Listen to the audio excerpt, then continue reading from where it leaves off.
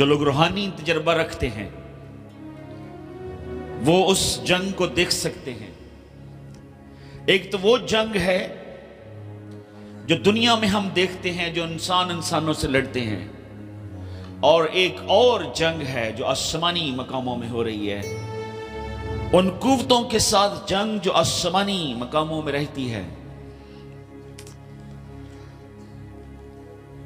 एक जबरदस्त वॉरफेयर चल रही है शुरू से, जब से इब्लीस जो है वो जमीन पर फेंक दिया गया है।